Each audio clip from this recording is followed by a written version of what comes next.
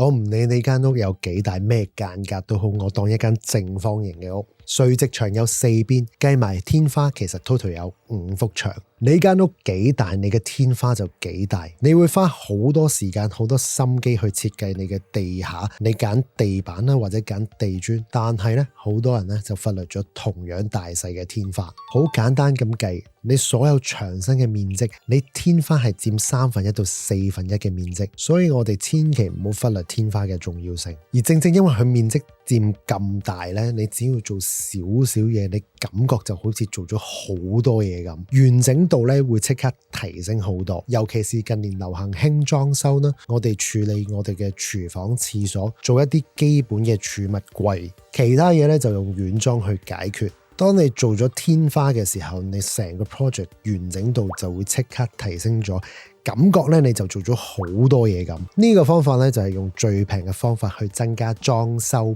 比例 ，AKA 用最少嘅錢做最少嘅嘢，得到最大嘅效果。